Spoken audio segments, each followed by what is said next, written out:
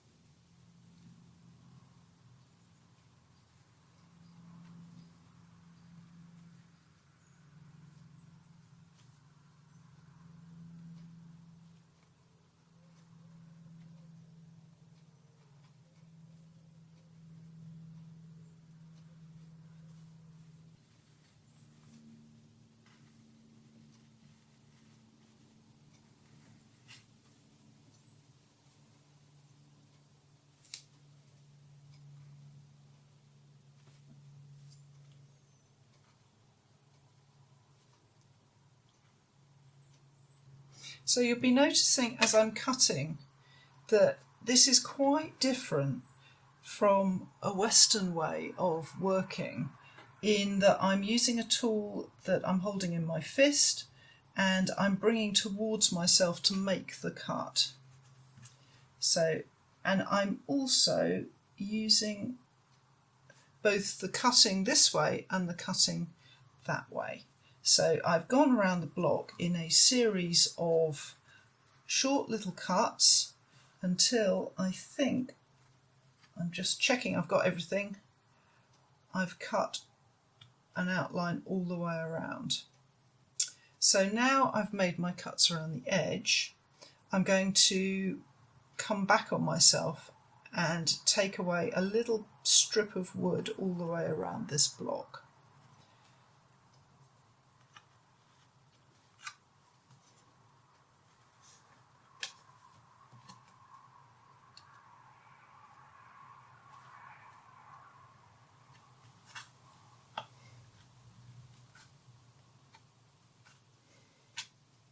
And hopefully you'll notice as the wood is coming away,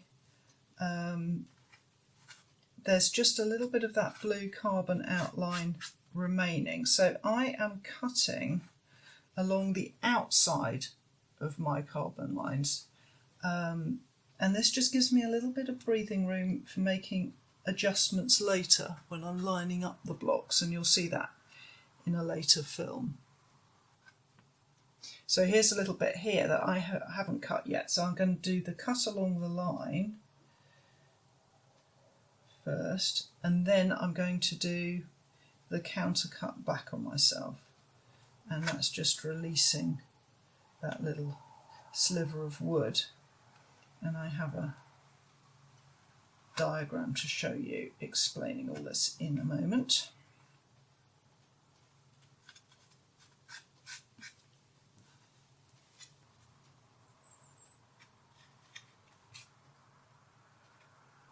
So I'm not going terribly deep here. I'm probably going a couple of millimetres.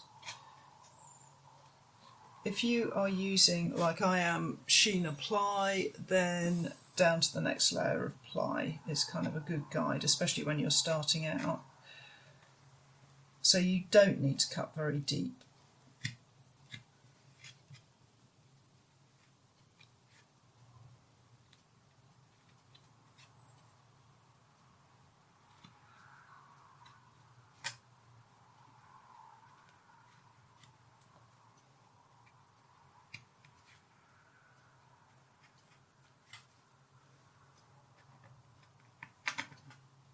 I think I've got a little bit there that I still need to cut.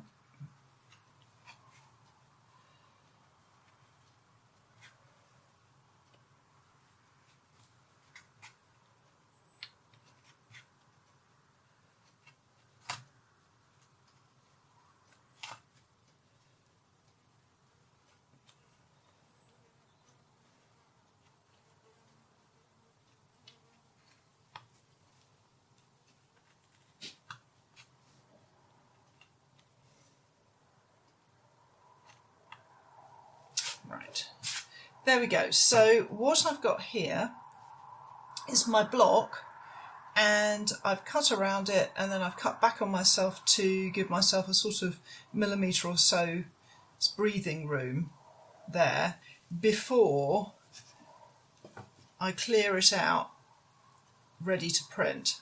So for those of you who come from a lino background, or if you haven't seen Japanese woodblock before, you're wondering probably why I'm going to all this faff using this short tool in my fist. This is called a Hangito, and it's the knife that cuts the outline of a Japanese woodblock. There are many ways to make Japanese woodblock, and traditional carvers use these, you know, in a very different way from me, because I'm not a traditional expert carver, I'm an artist, so there are lots of different ways that this tool can be used. But basically the way that I'm using it is that I'm holding it in my fist, and I've got the long point of the knife at my knuckle, short point at the wrist, and I am cutting towards myself, and again using the other side towards myself. And the reason for that is to do with how Japanese woodblock prints are printed. So remember, with Japanese woodblock you are using a brush, not a roller, and instead of addressing the whole piece of material like you would if you were using a sort of a roller full of ink, here I can be really specific when I ink up because I'm using a brush. So when I'm cutting a Japanese woodblock, what I'm effectively doing is cutting a block and a little clearance trench around it. But it goes a bit further than that. So I have a lovely diagram to show you. So let me just move that out of the way. And if you've not seen it before, this is my cutting mat. It's a bit of non-slip rug underlay to stop rugs sliding about, and that just keeps me safe when I'm cutting. Really recommend that. So if you imagine we are looking at the woodblock effectively as I was looking at it end on, like so, the ideal shape is going to be, if you imagine that this is the bit that's going to print, here's my paper going to come down onto this, and this is the area that's going to take the ink and go onto the paper.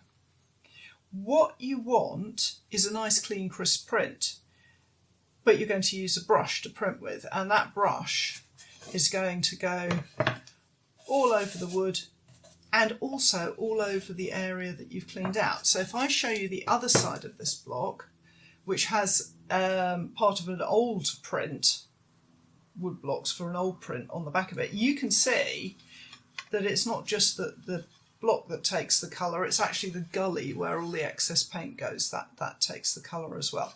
So to go back and look at all those bits there, sorry about that. To go back to this, What I need is for the excess paint to go neatly down the side of the block and lie low. So when the paper goes down, the only bit that prints is the bit where the wood is high.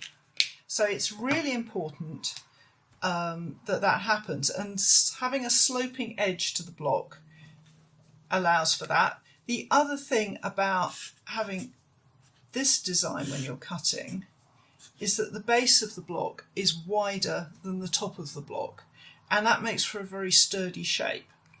So given that you want to cut nice sloping sides into your block, this knife is really important, because when you hold it in your fist and you cut with it, it's naturally cutting at a slope. So it's doing the job of putting a sloping outline cut around the block before you clear out. So that first cut's really important, because that's when you cut your slope that's going to mean clean printing, sturdy block shape. Now, the one thing to remember about this is that you need to cut it the right way. So let me show you a different diagram. So here is my different diagram, and if you cut it the wrong way, a couple of problems. There's the paint going down to take the impression, paper comes down, prints onto there. First of all, you can end up with the ink. I keep saying ink, it's actually paint. I'm going to be using watercolour paint, but you know, I'm a printmaker and we always think of ink, so apologies that I keep referring to it as ink. But it'll build up if the block is cut the wrong way, and you'll end up with a blurry edge. You won't get that nice sharp edge. The other thing, which is much more important, is that your block will be desperately fragile, and chances are you'll lose the edges of it, will just come off. So you need to cut your nice slopey line in the right direction. And the golden rule, the one thing to remember is that when it comes to direction, as long as the bit that's going to print is under the hand that's doing the cutting, and this is whether you're right-handed or left-handed, then you are cutting the slope in the right direction. The knife is going away from you. So as I cut these blocks and as we film it, watch my hand, and the point of that knife is going away from the block, getting a nice slopey line. So I've cut around the outline around the outside of a block here. Here I've got an interior shape, so I'm going to cut the right way round to make the slope of the block slope into the middle of the interior shape. So I'll do that now, and you can watch the knife in action. Now I'm cutting actually the opposite way to the way I was before. Before I was cutting anti-clockwise because I was going around the outside of the shape, and now I'm cutting clockwise because I'm pushing the point of my knife towards the middle here, which is coming out of the interior shape. If we get around to funding and doing sort of a more tutorial series rather than following one of my prints, then I'll go into this in a lot more detail, but I'm not quite sure yet whether we'll be able to do that this year. We just have to wait and see what happens.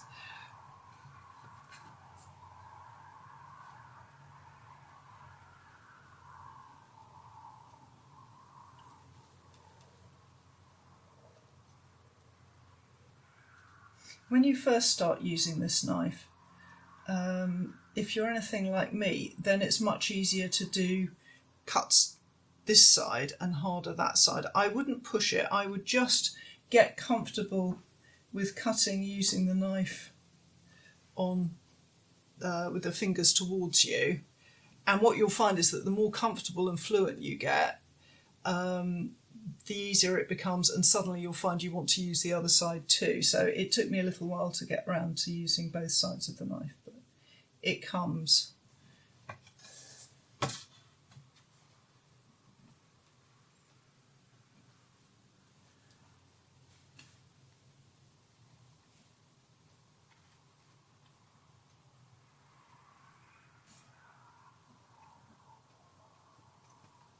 So you can see here, hopefully, that I have a corner just here that's actually lifting, coming away. And that's because of that sloping cut, I've effectively just undercut that area. So it's actually lifting without me having to clean it out. So that's why it's really important that you don't do that to the bit you want to stay and print on. You don't want that lifting out. So do be careful which direction you use your Hangito knife in. And again, I'm just coming back on myself, counter cutting around. The other thing I would say about using this knife is that if you can get over the sort of hump of it feeling odd, because it is a very different tool to use, it's a fantastically precise instrument, and the more comfortable with it you get, the more you appreciate its precision. There's no reason why you can't use it on lino either, but it takes a little bit of persistence to get used to it. But I thoroughly recommend it because it will give you the best result for Japanese woodblock. The other thing that you'll have noticed about this is how short it is. This Hangito here, when I bought it, had a longer handle, and I have cut it to fit my fist. If I go to some student tools, this is the kind of tool set that I would use to teach with. We cut all, well, I say we, actually it's the talented Mr. B, cuts all the knives down to fit in the fist. So Hangitos usually arrive with a long handle, and the idea is that you want it to fit your hand. So what you need is to get comfortable with the blade coming out below your little finger and your thumb resting comfortably on the top, because it's your thumb that gives you kind of control of the movement of the Hangito, and your other fingers that are pulling it through the wood. And it is just the tip of the blade that I'm using to cut with. I'm not cutting with the whole blade here. I'm just using the tip of the blade to do outline cuts like this. I do actually have several, and I have one here which is slightly different, and this one we've sharpened for doing straight lines. And when I cut with this one, this is a bit of a different one, and I would cut using the whole blade to cut a straight line through the wood. So probably in other cutting bits of filming you'll see me do a straight line with that one, but I can't use this to cut around shapes. It will only drag in a straight line, so that's a slightly different one. And these little ones are just for little bits of detail, and we'll look at sharpening in another film, but basically when I'm sharpening these, I might sharpen them with a more pointy end or a flatter end, depending on what the job is that they have to do. So Hangitos are very, very important for cutting that outline, and once the outline's cut, that's kind of the end of their job, and we move on to other tools for clearing out. So I hope that's been a useful introduction to that little Japanese knife, and we'll move on to more tools and some clearing out. Thank you.